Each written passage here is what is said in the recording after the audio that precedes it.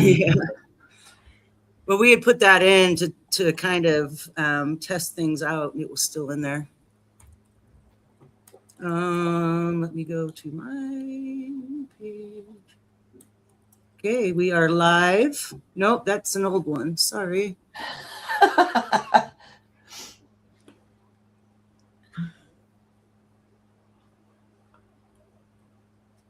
Mm, Yeah, we're not live yet. no. That was weird earlier when it said that I was live, but I wasn't. Yeah. I'm live on Twitch Yeah, I and saw that. Oh, and live yeah. on Substack as well. So You are? Why am Yep. I not seeing it? Okay. Well, Okay. someone's live. Let's see. Are we live on YouTube? I send the shorts via Substack to YouTube and LinkedIn after recording. So we're not live on YouTube, but on my end, unfortunately. Okay, I Yeah, found I have. two. Well, I had set it connected mine to the YouTube, but it doesn't look like it's going. Do we need to Weird. join on Substack or just Well, watch if you the want to chat? join the chats, you can open it in another tab. Oh, Yeah, here we yeah. are. I've got some. We are live. I've got us on Substack. We are live. Oh yes, and I And also there's 9 people in the chat, so that's more than us. That's good. Oh wow, nine people in the chat on your guys' end. Oh my god, this is exciting.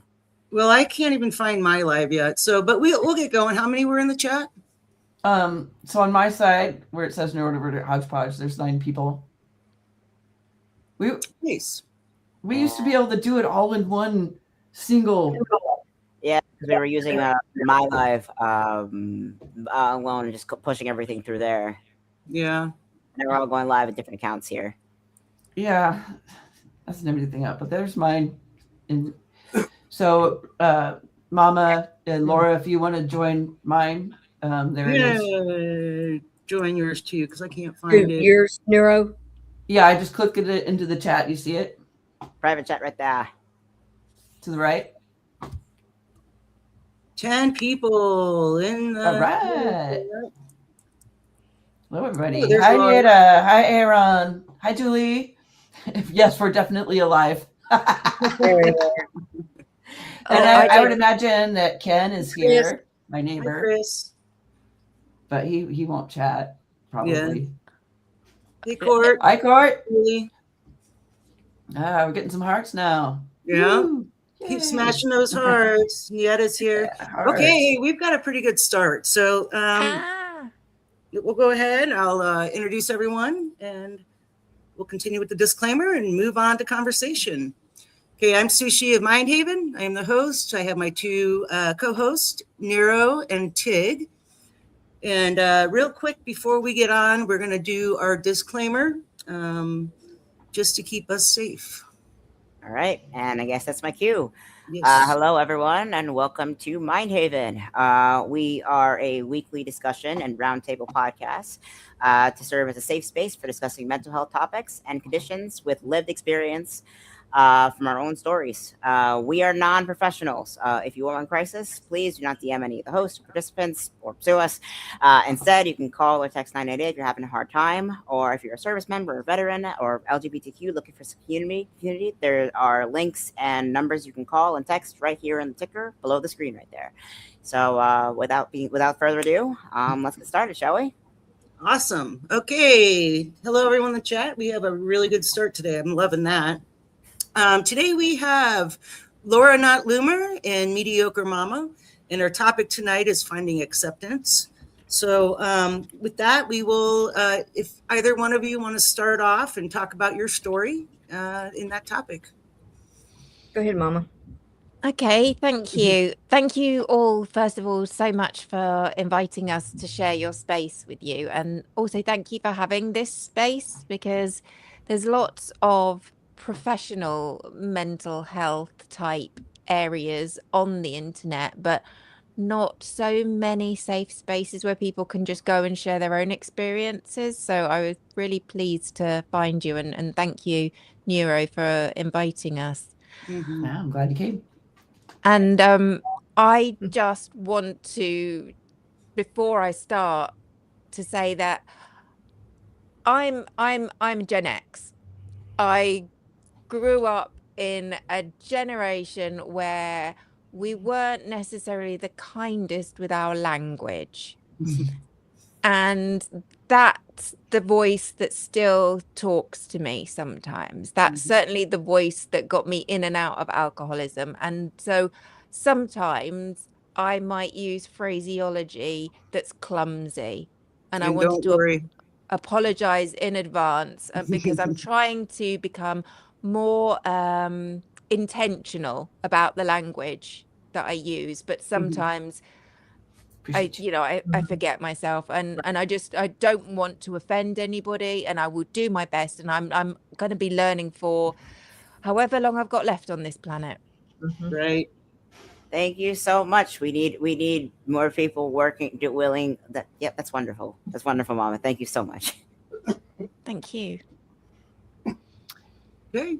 Would we like to, with that, carry on with, hey, and Mama, if you do slip, we all express our feelings and such all that same way. So no worries if something slips out, we don't get offended. Thank you. And in our chat is used to that. So I don't know. There's some new chat people in here, and they're probably here following you too. So anyway, with that said, Laura, just be you. Thank Yeah. you. Just be you.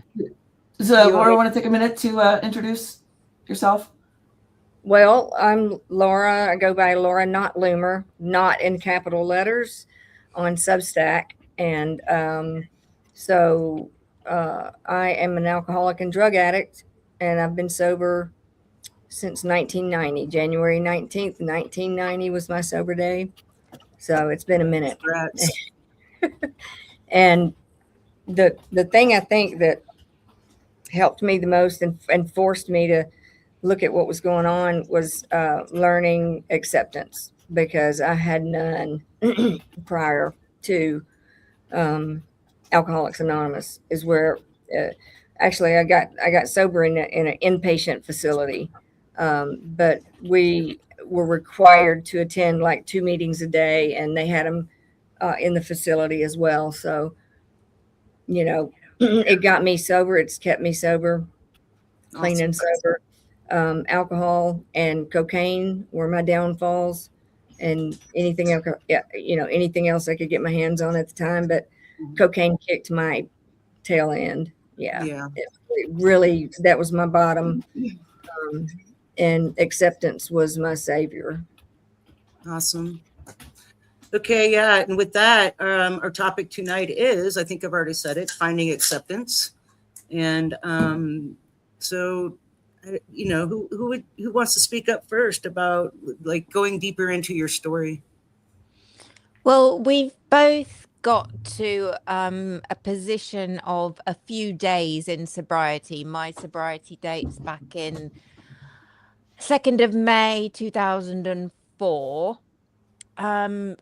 And we both found a way out of that craziness through the 12-step program of whichever fellowship was appropriate. My drug of no choice was alcohol, but I was perfectly happy to try anything else you put in front of me. I was just, as a nice middle-class British girl, I had to hitch my wagon to the legal one, and that's the God's honest truth. That's why I didn't go any further down any other rabbit holes, because imagine what my parents would say. Yeah. It's all right having a steaming drunk as a daughter, but it's a shame. Oh my goodness, yeah. But English drinking culture, though, that is the massive one. And Laura, I'm not sure where you are would you mind say like state-wise, geographically? Yes, Alabama. Alabama, yep. That'll do Mm-hmm. That'll do in terms of drinking culture. That'll do it. Yeah. Well, I grew up in Tennessee, lived years and years, sober years in Georgia, And now I guess I was born in Alabama, so I made my little triangle and back to roost. I guess here. Moonshine Yes. country, moonshine Mm. country in a triangle. Yeah, right. My father's side of the family is from Back Hill, Tennessee, and we had some moonshiners in the family. Yeah. So, Is it wrong of me to think, wow, that's so cool? It's a fascinating history for sure. Alcoholic. yeah. I'll That never is not be an hilarious. alcoholic just by the grace of something. I don't drink today. All right. I mean, it's a fascinating story, honestly. But Mama, you actually mentioned something earlier because like you stuck with the legal thing and not the shameful thing. It's interesting how you mentioned that because well, drinking culture across the board. There is like it's kind of like an acceptable level of vice with drinking. And when did either of you realize that okay, this is no longer a vice, this is a problem? So what shifted? What was your catalyst? What was your tipping point? We both had very different tipping points, didn't we? Mine, I tried sobriety once. I went to a treatment center. We're not quite as strict here in the UK. We've not quite got the hang of it. We had to go to 2 12-step meetings a week. So and we bitched about that. So I don't know how I'd have got on with 2 a day. Yeah. I didn't want to be there. I was lucky. You may have heard of a private hospital chain in the UK called the Priory. It's where all the celebrities go. Not the one I was at, though, I hasten to add. But I worked for a very large accountancy firm, one of the big 4 across the world. And what's middle class like? Sorry, I can't see that. What's middle class In the like UK. in the UK? Ah, yeah. So middle class, that's middle income, probably professional parents. It's not kind of generations of inherited wealth. But you might earn enough to send your kids to a fee-paying school. I went to a fee-paying school. My sister went to the local non-fee paying school. We call them all different things, don't we, across the world? So I try and use the words that we all understand. Yeah. Both parents working. We would have we'd have at least one foreign holiday a year. We'd always get something we wanted for Christmas, maybe not everything, but that's what middle class looked like for me growing up anyway. Yeah, so I was fine going into the Priory for my depression, which I have suffered from for my entire life. But when I got there, it was all a little bit under false pretenses because everybody except me seemed to be under the impression that I was going there because my drinking had got so out of hand. And even my mum, who was there with me, I was like, Mum, and she's like, no, you need to do something about this. I'm like, and I genuinely, up until that point, when my mum was there at the Priory with me, booking me into a 28-day addiction therapy program, I genuinely thought that nobody close to me knew. I knew my work colleagues knew because that's where I did the worst of my drinking towards the end, but I didn't think my family knew. And that was a moment, but not the moment. And my journey to acceptance was very, very slow and involved getting over an awful lot of stigmas that were in my head, not necessarily. In fact, in my experience, hardly at all in the environment. That the stigmas all came from inside me. And it wasn't until I managed to get past those stigmas and be okay with who I was and where I found myself, and that it wasn't all my fault. And even if it was, that's not going to be very helpful in getting better. But it was a very slow journey. It always is. I mean, healing never goes seamlessly. You're gonna have setbacks, and especially in regards to what the drinking was supposed to mask in the begin with. It's you say mentioned that you struggle with depression a lot. It's like what you drink because you're depressed, or were you depressed because you were drinking? And the cycle just goes and goes and goes. Yeah, it's a vicious loop cycle. Yeah, and nobody probably will be surprised to hear that we never really got a handle on any of the other things, the depression, the eating disorders, none of that ever really got properly dealt with until Mm-hmm. I stopped drinking. And the only way I could stop drinking was through Alcoholics Anonymous for me. Sure. But it's not for everybody. And I know people have problems with 12-step fellowships, and people have had very horrible experiences. That wasn't mine. It was literally the last resort. There is no way you would have put this nice, intelligent, middle class, well brought up young lady in a room with those alcoholics, for goodness sake. I just wasn't having it. Those alcoholics from the boardwalk. Exactly. I had to come a very long way in seeing things more clearly. I didn't realize how distorted my vision around how we present to other people was, but it was dangerously distorted. Mm-hmm. Yeah, and that stigma, like, even like, I am not one of those alcoholics, but like the stigma, like the image of what an alcoholic in a British sense was supposed to look like was either a sailor or a stereotypical Irishman. Neither of those things are accurate or good. Oh my God. But in terms of like that stigma, because you said earlier, this 12-step program, 12-step programs were in a way very much still tied to Christian organizations, very much still tied to Christian churches.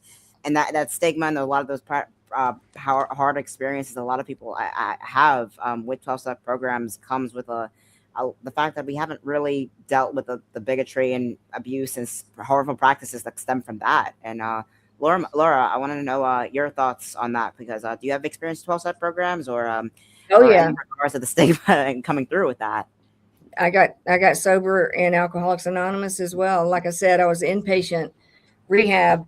I was inpatient 30 days, I think, and then was sent to what they called recovery residence, which is kind of like a halfway house situation where, you know, three of us, they had apartments. We'd go and try to live in the world. Three of us from, you know, inpatient. Once they felt we were ready, they sent us there. And I was there for 3 more months, I think. I mean, I was going to do this right or not do it at all. And I kind of came in through the back door. I was seeing a therapist at the time, and I was out of control with drinking and using drugs. And like I said, I hurt somebody I cared about deeply. I still deal with that a little bit today, all these years later, in fact. And my amends was to never, ever do that behavior again. And the treatment center that I was in, focused on 12-step Alcoholics Anonymous. I can remember my therapist, once this happened with this person, I contacted my therapist I was seeing at the time, and she said, okay, would you go to this treatment center? And I said, oh, hell no.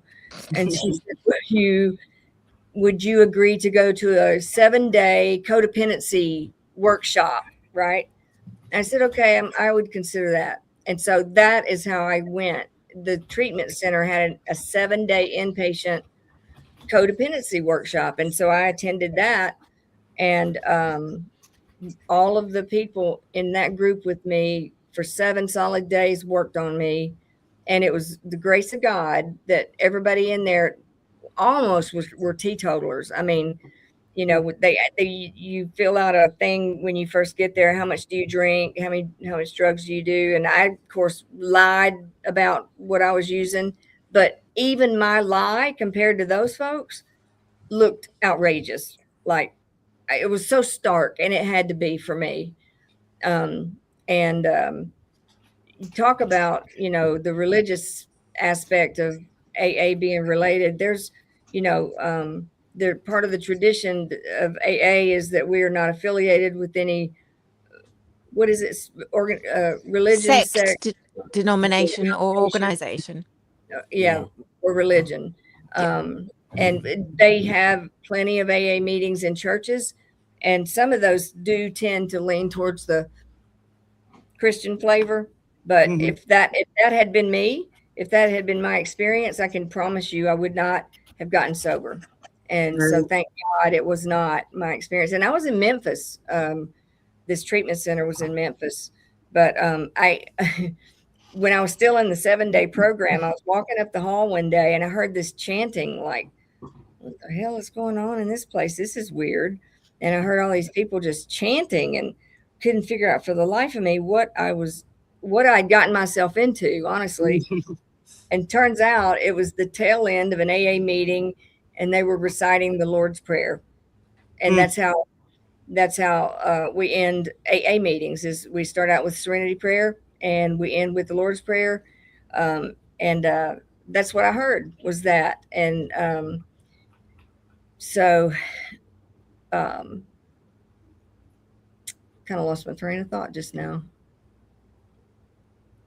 In fact, the train kind of crashed. It actually went off the rails. No, it's okay.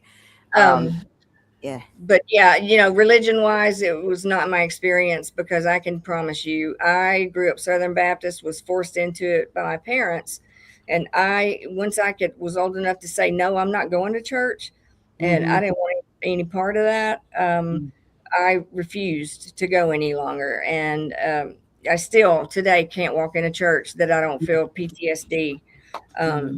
So thank God that, and I didn't have I was honestly, I think I was atheist or agnostic. I'm not sure which, when I came into the rooms, and they said, look, you're going to have to find a power greater than you. It can be the room here. It can be, the group. It could be your sponsor.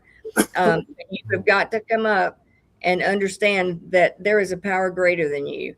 And they made me understand that, look, you can define your higher power. Your higher power is yours, and you get to define what that is for you.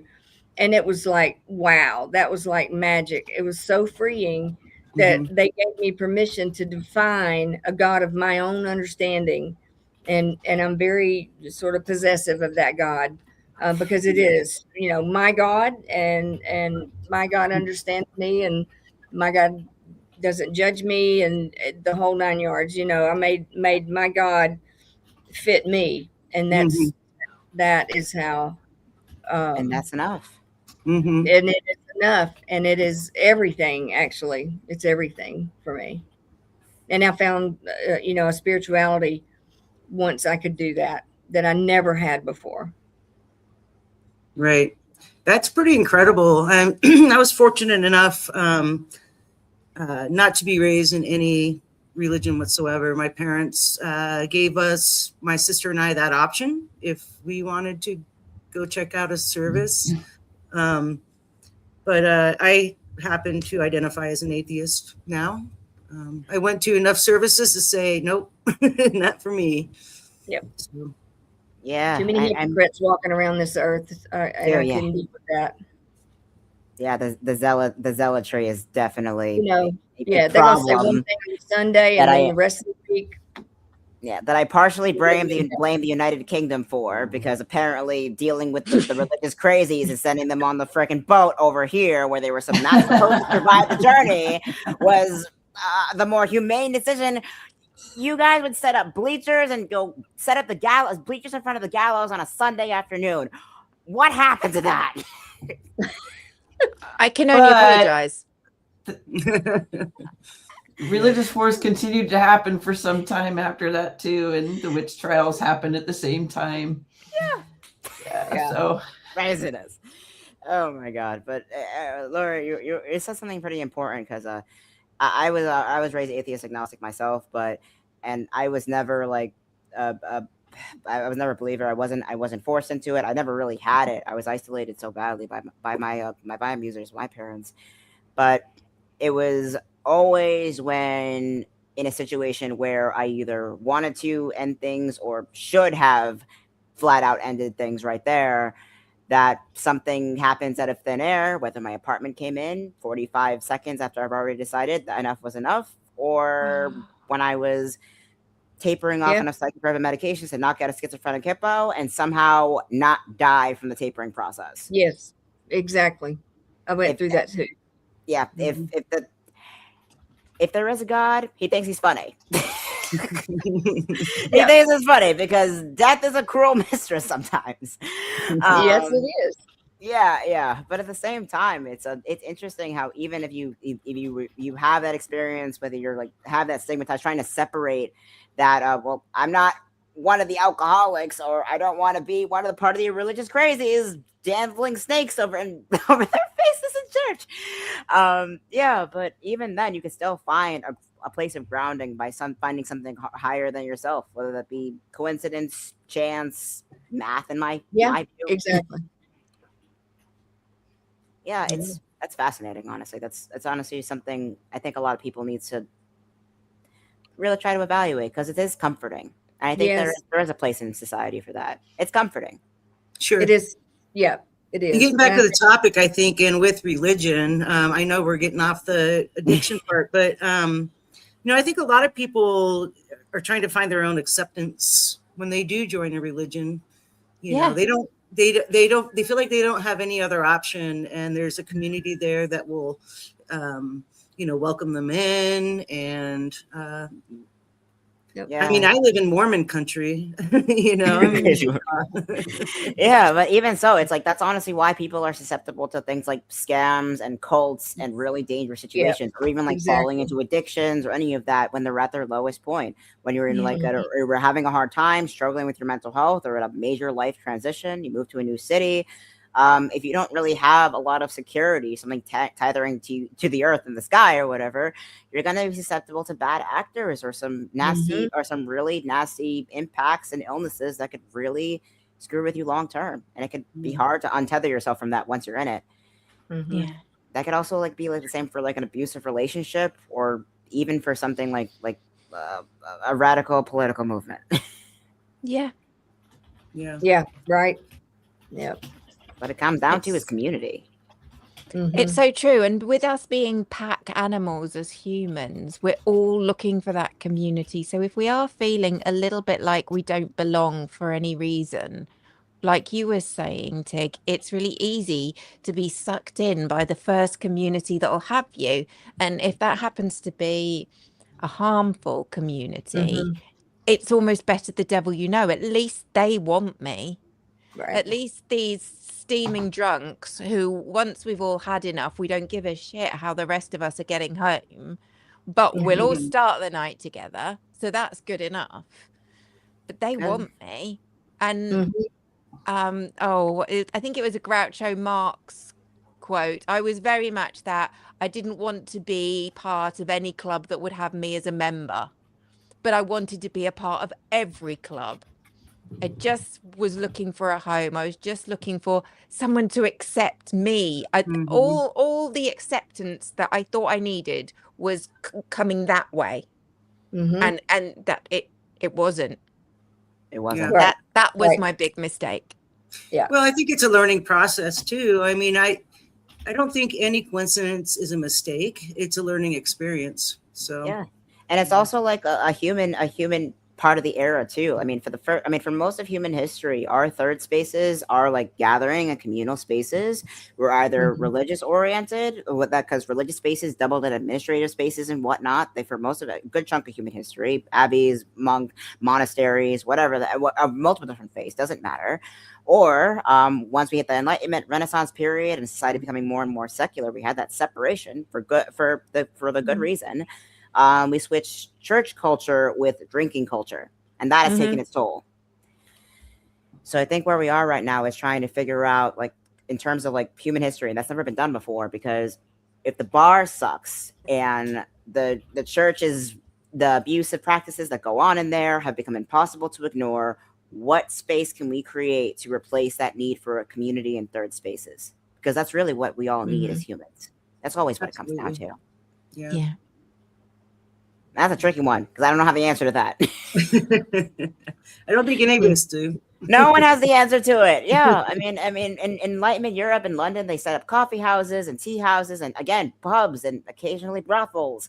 The same thing with in the United States here, or you would go to, like, you would meet in certain spaces, like church on Sundays. You had that routine. There are places you can go third space wise, and I mean, I'm a college student. I'm kind of isolated doing things on remotely right now, but Yeah. still trying to establish that community and find that third space with people that not only just want you, but don't have, they want you seemingly unconditionally is very, very, yeah. And I think that's something like people, especially like I'm 26, I'm like midway elder Gen Z. That's something we're kind of reckoning with the late stages of it right now. I would not want to be your age again, honey, for nothing. This Not these times. age right there. Yeah. I am so thankful that smartphones weren't a thing at the worst of my drinking. Otherwise, there would be one hell of an internet history I would have to track down. Yeah.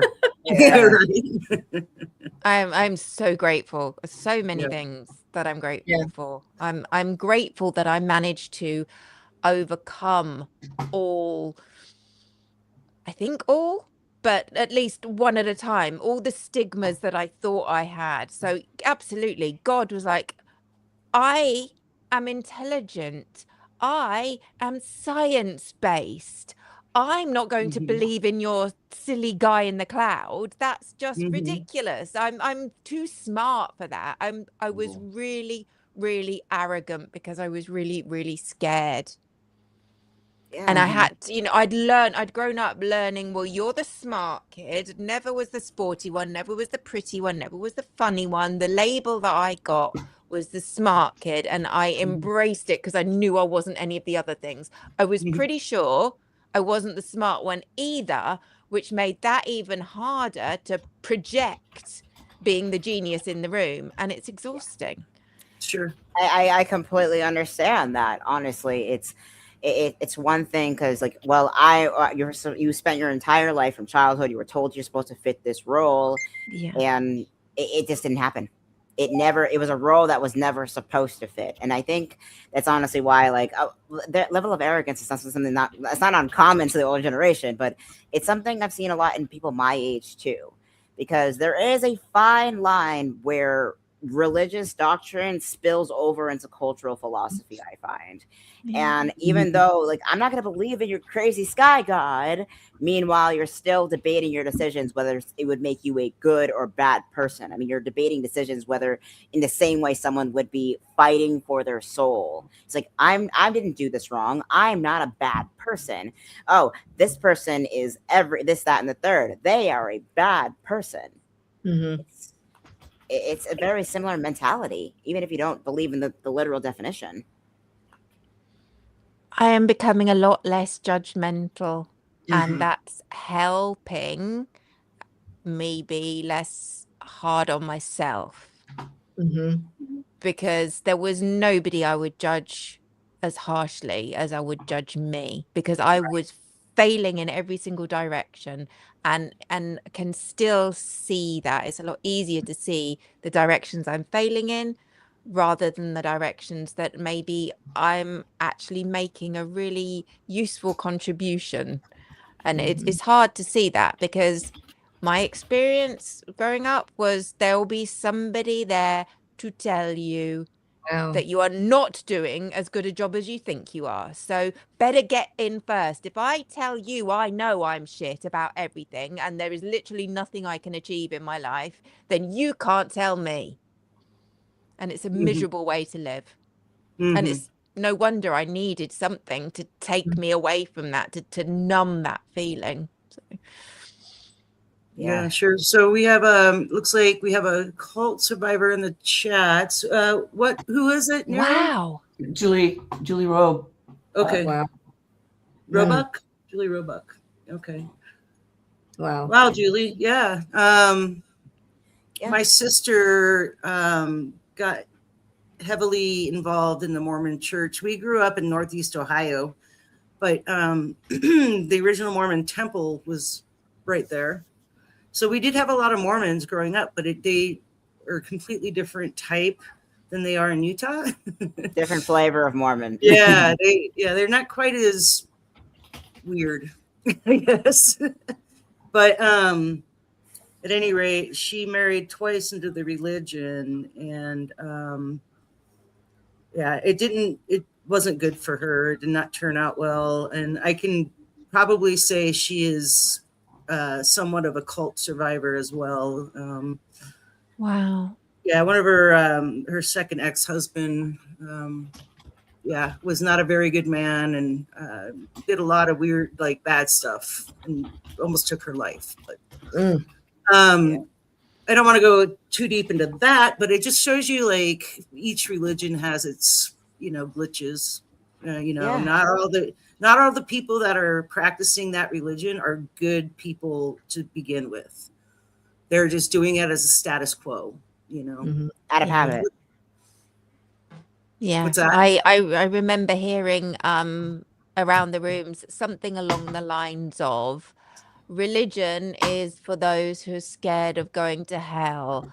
Mhm. Spirituality, a God of your understanding, is for those who've already been there. Yeah. Ooh, that's a good one. That I is liked a very it good because one. that freed me. That freed me into finding that God that Laura was describing. Sure. I believe in a God, and it's a God I can talk to, and it's a loving, forgiving, guiding power in my life. And I call it God because that's an easy thing to call it. Right.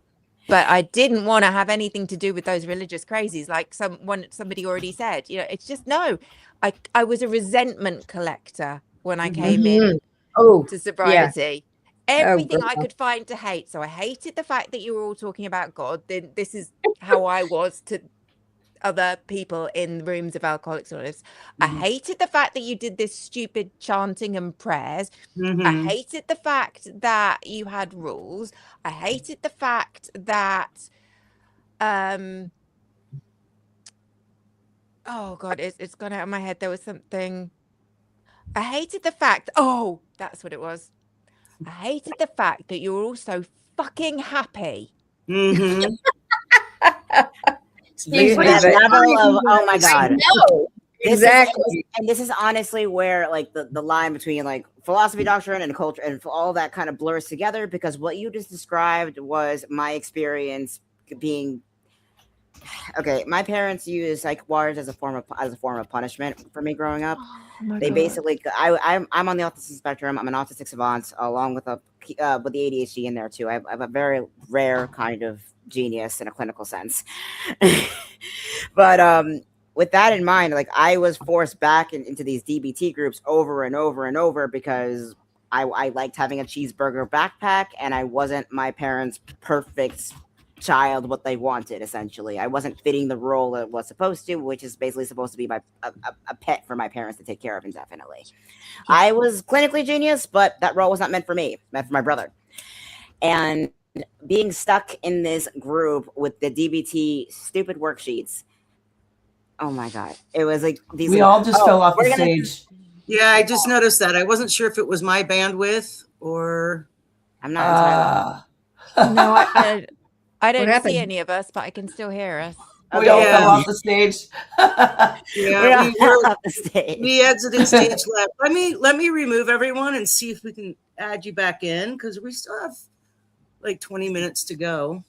Yeah, we know, Nieta. We're trying to work that out. It's a tech issue. So Judgment. Let us know if you need us to do anything, because otherwise I'll just be sitting here waiting. Oh, there's Tig. There's Tig. Tig Hey, came I'm back. back. Hey, we're all Yay. back. Hey, I'm back. Somebody hit a button. No, Somebody I did had something. no one touched anything. It might be a Keep sub. me might have- away from all the buttons because It I might am have been pressing me. on. I was trying to enter something into the private chat. It might have been me. Oh my God. But We what was forgive I you. saying? What was I saying earlier? It's We that won't when- judge you. no Right. judgment. Right. No judgment. That- Oh my God. Yeah, but what was I saying? There's some programs when you enter a space that, even when it's technically not religious oriented, when you enter a space with a group, an organization, or any kind of community, or any kind of space with group gathering of that kind, that act like a religion. They were going through the DBT DSM-5 handbook. Oh, brother. Oh my God. I threw out every single worksheet as I walked out the door because I knew someone in my family would dig through them on their weekly, like, tornadoes through my room. They would find the worksheet and use it as a fucking Pokemon. Like, radical acceptance. I choose you. The power of Dear Man compels you. It's like, what the? You're right. First of all, this is ridiculous. I am being drugged against my will, and you're putting that shit in front of me. It's like that kind of frustration is like you hate the worksheets, the pamphlets, and freaking papyrus text. It's all freaking cringe, is what it is. Yeah. And I think kind of getting out of that, we all need to find some way that we can tap into that like higher power kind of God. I mean, for me, it was like, oh, the absurdity of it all. Fine, I will stay. I will fix things as long as I can. So that was enough. It wasn't the slogans or the 12-step or any of that. It was really just like a few people that I could talk to, some people close to me that I could just be honest about the absurdity of all of this. Sure. I do have a God, to be honest with you, and it's the great outdoors. Yes, Yes. me too. You know, I ride a Harley, and I used to say, I'm going to head out and go to church, and that was my church. Getting on my bike and going to ride with the wind in my face, and Yeah, you know, I had a motorcycle as well. It wasn't a Harley.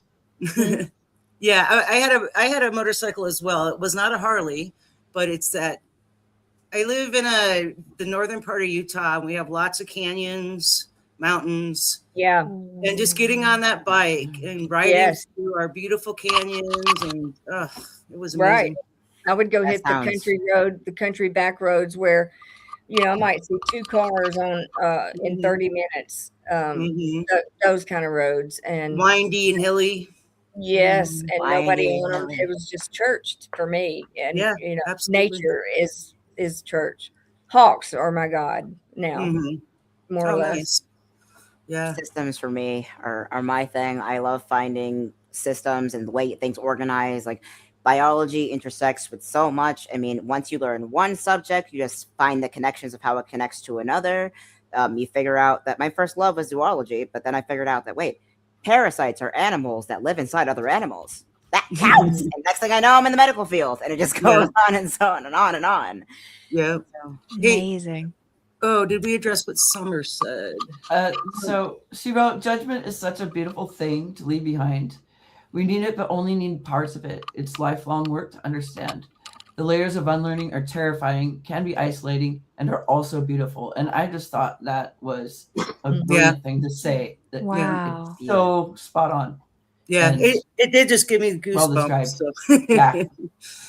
You know, that That's amazing. growing up, I was always a live and let live kind of gal. I was born that way. Somehow, I don't know how I managed that in the environment I grew up in, but I was live and let live. I'm not going to judge what you do. Just don't judge what I do. Sure. And it's all around us now, you know, judgment. And, you know, I mean, I know I've been judgmental in my time, not saying I never was, but as a whole, I have been a live and let live. And I'm, you know, my best friend's alcoholic, active alcoholic. And she knows I don't judge her, and she knows that where to come if she ever wants to get sober.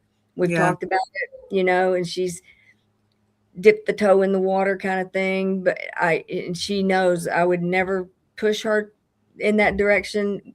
But she knows that I'm wide open if she ever wants to. That's beautiful. Yeah. And I think, you know, sobriety is a very personal thing. Nobody can make you do it. You got to hit that bottom yourself. And my bottom was not so low. Thank God.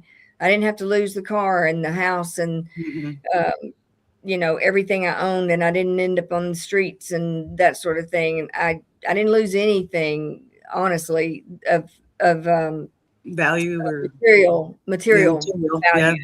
Absolutely. And nobody around me knew what I was doing. My boss was like more when they found out. I called them from that treatment center. I'll never forget it. Calling my parents and calling my boss and saying, I'm not in Florida on vacation. I'm actually in a treatment center. And it was the hardest thing. That was the hardest phone call. Those phone calls were the hardest ones I've ever made to admit. Sure. And how did they treat you after you informed them? Well, so the whole mother history is a whole another show, honestly. Right. You know, yeah, it was bad. And they had her come into the treatment center for like during a therapy session, and she got furious and walked out because she got confronted, right? So so afterwards, you know, it was rocky with my mom for a long time, but thank God, the God I know, I was able to you know, forgive her and come to terms, and we were able to have a relationship before she died. Oh, good. For which I'm really grateful. And today I was thinking about this the other day, like when she did pass, I didn't feel any loss really, you know, and I feel almost ashamed to say that. On some level, I probably am ashamed of that, but I was looking at a picture of my dad, who was my idol growing up, and he was my rock. And I was looking at a picture of him yesterday, I think it was this morning. And then I have a picture of my grandmother to the other side on the table. And I was saying hi to them, and I'm like, I miss you guys so much. And then I thought about it. I'm like, you know, Mom, I miss you too, actually. And for me to ever get to a point like that, where I remember, you know, more of the good stuff than the really horrible stuff, is a gift of aging, I think, and sobriety and acceptance. Really, you know, Absolutely. That's the gift. That's one of the gifts that acceptance has given me, is ability to leave all that just horrible stuff, painful stuff, You in know, your view. yeah. And like you were saying, that would be a whole nother show. I mean, I've been wanting to put on a show about generational trauma and family trauma, and how we all got through it and found ourselves. And, you know, anyway, that's a little side note. You know, I remember when my parents had their 50th, I think, wedding anniversary, and they had a party, and we were expected to speak, my brother and I, like in front of all these people. And I thought, what am I supposed to say to these people? And I was a few years sober by then. And I just remember saying, something to the effect that, you know, but for my family, I wouldn't be the person I am today. And I really like who I am today. Yeah. And that's pretty much how I left it. And you can take that any way you want it. Sure. You know, It's okay to like yourself. It's actually important. Yeah. So that's the truth, you know, but for growing up in that environment, I wouldn't have been the person I am today. And I really like who I am today. Absolutely. I'm 64, and it has taken years to get to a place of peace. And, you know, just, I don't have to have people around me. I don't have to have my dogs. That's the one thing is my dog. Yeah, that's beautiful. And my salty sisters. My mama. It's awesome. One thing to just know yourself, but another thing to just not just find peace with and acceptance, but like yourself too. That's a step up. That's incredible. Yeah. That a was lot one of of the people never hardest. reach that. You're comfortable in your own company. You'll get there. And your age was, I'm telling you, that was one. And I was sober. No, I got sober at 27, I think. I think I spent my 28th birthday in treatment. So during the height of my addiction, I was like 24 to 26. That was probably the worst 2 years of it. And it was, I mean, I tried to kill myself at least twice, you know, so it was hard. I'm not kidding. And God bless you, baby, for living it. I would not want to do that again for any amount of money. But we all have to get through it. You know, we all walk through it. We all get to it. Most of us do anyway. Some of us don't. Yeah. And Some of us don't. that's another thing, you know, it's like survivor's guilt sometimes, especially in the world of addiction. When I think, you know, why didn't they make it into the rooms? Why didn't, you know, why Why'd they get why do I stuck get with to be here someone? and be peaceful and they're still out using? For sure. Yeah. I've had several friends, well, a handful of friends that have passed due to overdose, and they're devils with the addiction. So it's hard, and Yeah. there's nothing you can do to help them. You know, it's Right. just Like I said, yeah, my best friend, you know, and I, you know, I'm just she's gonna be in poor health pretty sooner than later. She yeah, had some liver enzymes that came back elevated, and that's been a couple of years ago. And she won't even tell me what her lab work says these days. So, but it's going to be a tough loss. sure, yeah. Yeah. Well, just be there for her all you can. You know. And, Yeah, I don't want to do that whole. I wish I could have done more. I should have done more. You know, if I'd have just, I don't want to live that. That's some hell of it in and of itself. Yeah. Yeah. And even if like I had a dear friend of mine in high school who was in and out of the trenches for me when I was in solitary with psych wards and everything. Her name was Sky. When she aged out and she got herself out, she didn't really have extended family or contacts. She got herself wrapped up in some human trafficking shit, and unfortunately, she's no longer with us. Not due to an addiction, but because of an ex-partner's addiction of hers. Wow. Yeah, and Yeah, this doesn't just impact you. It's that's the thing. This is something that it starts with community and it ends with community. It always does. Yeah. Nero, I know you put something in the chat. Was that something you wanted to talk about? Oh, I dated a series of alcoholics for a while. You know, I come from a sort of drinking background, right? And some of us are okay with it, some of us not, right? Mm-hmm. But I was going to the bars a lot when I was younger, 20s and 30s. And I ended up dating alcoholic after alcoholic. And eventually I was just like, okay, I can't do this anymore. I won't date anybody I meet at a bar. And in fact, I actually rarely ever go to a bar now. It's usually just like out to lunch or dinner with somebody. And I usually go. I love live music, and the little town. Well, it's Salt Lake City, and then I'm in a town called Ogden, just north of Salt Lake City. But we have a very robust music scene here, and I like to support local music. So, you know, maybe once every couple months, a friend of mine's band will be playing, and I'll go. You know, pay the door price and go. You know, support my friends, but. Exactly. Honestly, I'm in like lower New York, Yonkers, and one of my friends, the drag queen, love him to pieces. The other is a musician himself, so he does shows, and so I try to get out and see people. If you find there are tribes out there for people. Yes. Yeah. In fact, I was in the bars every night because I had FOMO, fear of missing out. Yep. So I became a bartender because I was like, well, I can't afford this. So I'm like, the only other way to be in the bar every night and not have to pay is just to be behind the bar. So yeah. You know, and after I got sober, I couldn't go to bars for a while, actually, you know, when I was newly sober, but a group of us, including my sponsor, we would decide, hey, let's go shoot some pool, and we'd grow as a group, you know, a sober group, and go drink club soda and and shoot pool, or the live music thing. This was in Nashville, so Nashville. Yeah. There are a couple dry bars in Portland area. One I live somewhat closest to.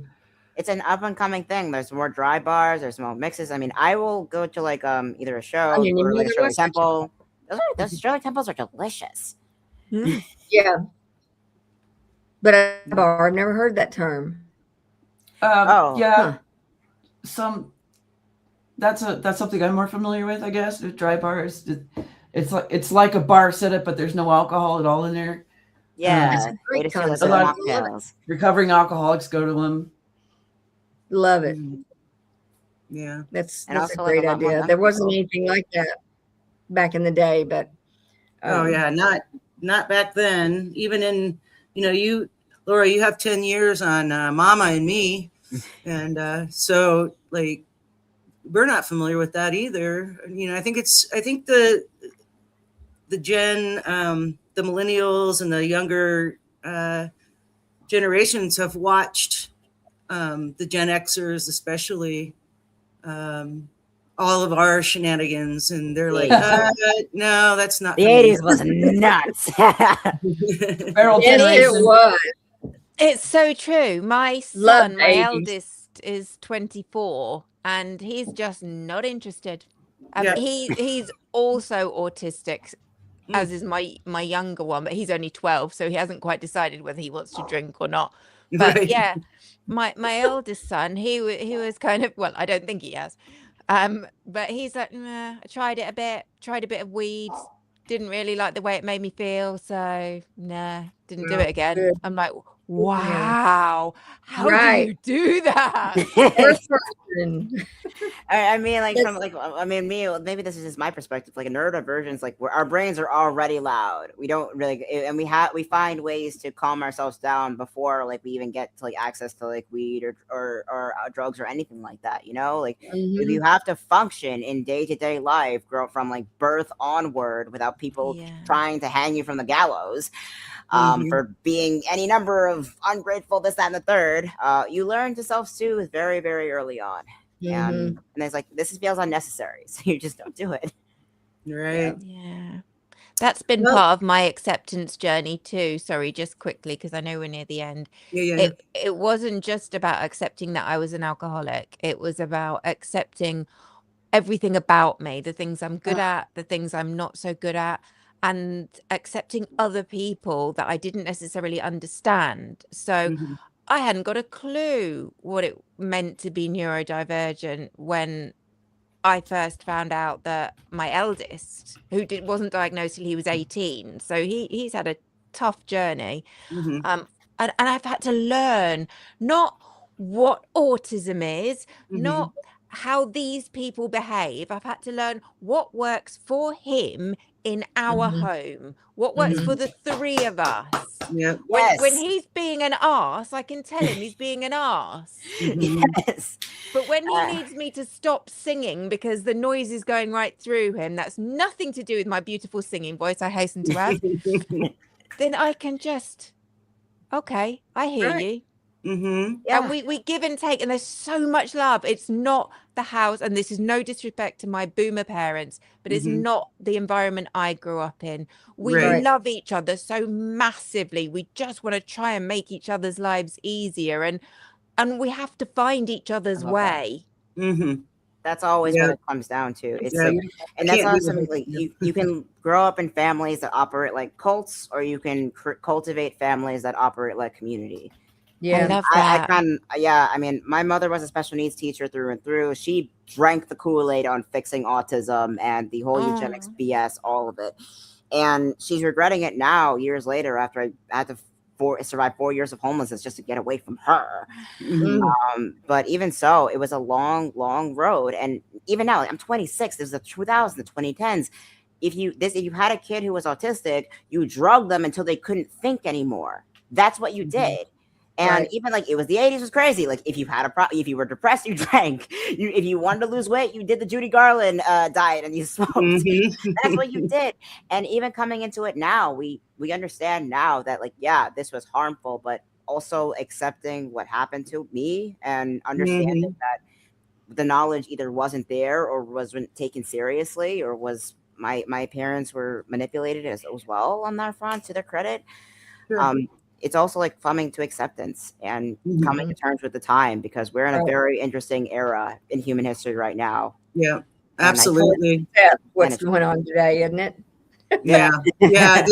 It's crazy what we're dealing with. It But is the listen, top of the hour. acceptance- What's I just that? want to say acceptance is a Mhm. whole different thing from accepting something like what's going on around us today and Oh, absolutely. politically. Okay, Yeah. it's a whole different thing. I don't accept that, but I don't either. I have to accept the way I feel about it and Mhm. process that and own that, what and my Absolutely. behavior about it. Yep. Yeah. Yep, you call a spade and you say this is shit, so you can shovel it Yeah. properly. Okay, so we've started this new thing. It's been a few episodes now, but we like to carve out a little joy before we end our live. And so we'll go around the room and just talk about something that has brought you joy in the last week or so. So we can start with the guests. Mama, would you like to share something that brought you joy? I have had the biggest moment of joy, and it's not even my personal joy. It's that parental joy that you get from Mhm. seeing one of your kids happy. And because Alex has had his struggles with finding how he fits in life, he struggles to be happy. But his team, his football team, that's soccer for the rest of you guys, Arsenal, Americans.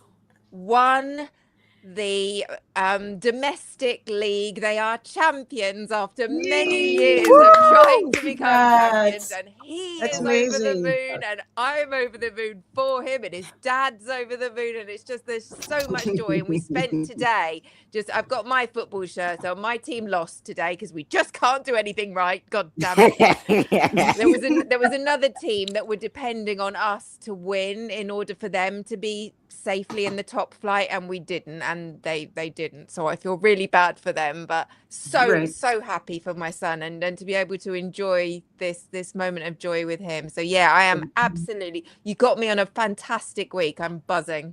Oh, good. How about you, Laura?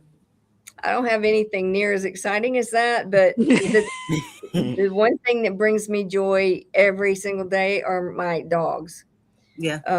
I adore my dogs. They're all rescues, and I have a dog. Four of them, yes, Mama. Two are actually fosters, and then two are my rescues. And if you've ever watched Midnight with Mama on Thursdays when I'm on, you have probably met Charlotte. Yeah. I have three myself. Yeah. Yeah, And they just are all they're homes just and amazing. rescues. Yeah. Yeah, they bring me joy every day. Sometimes not as joyful as others, but Yeah, they can get a little chaotic. that little girl, I found her on a golf course with a fractured back leg. Oh, She was wow. running around on three legs, and I felt I was called to rescue this dog and got her. And $6,000 later, they fixed her back leg. I thought she'd lose it. I really don't know how they managed it, but to see that dog outside running zoomies on all four legs is just, that brings me joy. That's amazing. Most people would not fork out that kind of money to save a little creature. I was going to make sure. I mean, if they could save it, when he said, "I think I can save this leg," I was like, "You've got to be kidding!" Because I was a vet tech for some years, and I said, "You kidding me?" Because it'd been fractured for some time, but he did. He saved it, plates and screws, and you can feel it through her skin. But that you would never know it the way she runs her Zoom. I didn't know. I had no idea. Yeah, it depends on the break. Essentially, it's like he's one. He's amazing, and she. All right. If she can get through the life she had and forget it, then certainly I can do the same. Absolutely. Well, bless you for that. And not in a religious way. None taken. None taken. Yeah, all right. How about you, Tig? Oh my God. Okay. So with all of my journey and everything, I've simultaneously, while emancipating myself, I have successfully overthrown 2 college administrations. You guys know that already. But while I'm on break from college number 2 until next year, I decided to finish my gen eds at SUNY Empire Online. And it turns out that after consolidating all the credits that I have collectively, I graduate with my General Studies Associates in September. Awesome. Yeah, Sweet. copy my gen eds. Yeah, that's my academic skeleton key. 64 credits right off the bat. Then I could just literally take those and transfer those to my marketing associates back at college number 2, because I terraformed the crap out of that already. So 32 credits, then 2 semesters, that's it. And then I'm back in with my bachelor's. No scut work or anything of that for my bachelor's required. I can just go directly into capstone and projects with my mentor and my advisor. And I'm looking forward to that because I have designed this. Well, I'm Elder Gen Z, of course, and unlike a lot of people my age, I actually well, you know what? I care more about making things better in the long term, even after I'm left this planet, than being right in the short term about some piece of crap online. So I hit the drawing board and I designed a mech suit that will I wanted to market to industrial blue collar work, not to they're not robots or AI to replace them because they need a human pilot, like a mech suit. Think Pacific Rim or Evangelion, something you would actually, or Voltron or Power Rangers, that you can get in, pilot, and do all the heavy lifting stuff for industrial work, whether it be logging, mining, whatever the hell. All of that, I'm trying to work on designing that because if you want to get more people into blue collar work, you modernize the industries at hand. You don't try to do the same thing over and over. I mean, we're not going to bring the good old days back because they don't exist anymore. You have to, if you can't bring things back that don't exist, you have to make something new with what we have already. And what we have, and what we have, the sky's the limit with that. So we can start with mech suits. How cool would that be? Wow. Yeah, love it. Say hi. What about Nero? These guys. Yep. Yeah, man. It's been sunny out and not too hot yet, so I've been able to take them to the dog park a lot more, and they get to run around and chase and bark at cars. And, So cute. today, a funny thing happened. This guy here got his head pooped on by a bird.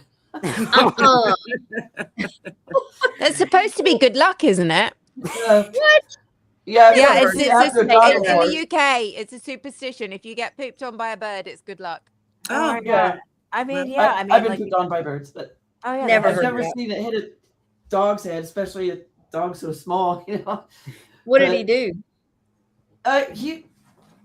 He's just running around. I just noticed the white thing on his head, and I'm like, "Come here, come Or here." he did- That was an exceptional Hey, aim on behalf of the bird. Okay, that bird, that was a targeted hit. Okay, I refuse to let Right? anyone claim otherwise. Exactly. I was going to say something really offensive about where we need marksmanship like that, but I won't go there.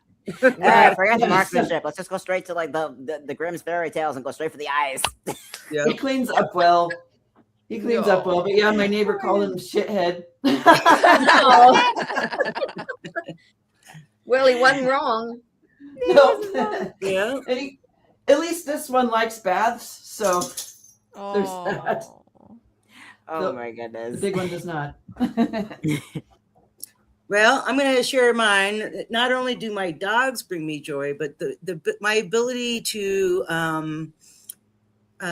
use my mechanical skills to fix things that I couldn't afford to pay someone else to do. Yes. So, for instance, last weekend, it was Saturday, Sunday, Monday, and Tuesday. It took 4 days for me. I had to buy a truck I worked 2 jobs, so I had to buy a truck to help me on my second job. And it's an older one, 1999 Chevy Silverado.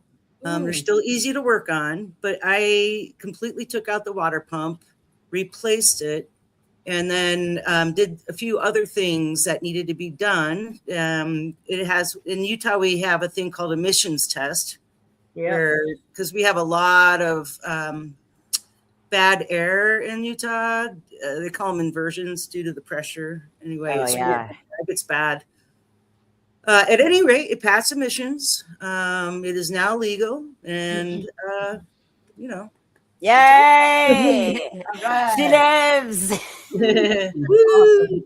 And her name I is love Bertha. working on my Jeep, so I know. What's your name again? What's your name again? Bertha. Bertha. Oh, I love that. love it. Gorgeous. Yeah. Okay, well, we are over time, but that's okay. This has been a lovely conversation. I would like the two of you to pitch yourselves and where people can find you. Thank Mama? you so much. Thank you for having us here. Yeah. I'm Mediocre Wonderful. Mama over on Substack and Mediocre Mama UK on most of the socials and Mediocre Mama on YouTube. And we have the Midnight Cafe every Monday at 7 p.m. Eastern and Thursday at 7 p.m. Eastern. And Monday is just me having a deeper look into something I didn't know enough about, so decided to learn more. And then Thursday is when myself, the lovely Laura, and our awesome Summer get together and try and be a transatlantic triangle looking at what on earth's going on in the world. Awesome. Oh my I love God. And the it. volcano. And the volcano, Yes, yeah. yes. Anybody who's misbehaving, we have the volcano, which is basically the naughty step for numpties. I don't know, is numpty a word in the United States? It means No, but Yeah, we don't use silly it so much. step. Oh, I don't think numpty has been used in common phrasing since like 1875. Wow. Hello. I can That's extrapolate. in my circles. Oh Thanks, Kay. Numpty. Oh my God. All So right, it's- Laura, where can people find you? Well, I mean, I'm really just sort of hanging out in Substack, but Laura Not Loomer's my handle there, and I occasionally publish something. But essentially, I'm on Thursday nights with Mama at her cafe, Mhm. and you know, it's worth logging in to watch just to find out who gets tossed into the naughty Mount Mama is what we call our volcano. And so We gotta it's get worth Summer logging on here on sometime. just to see who gets tossed into Mount Mama for the day, for Okay. the week. Yeah. That's amazing. So we're going to go ahead and log off on the live. We do like to debrief after. So if the two of you would like to hang out for a minute, we do like to give the hearts. Thank you everyone in the chat, and we'll see you next Thank week. you, everyone. Thank you, everyone. Thank you.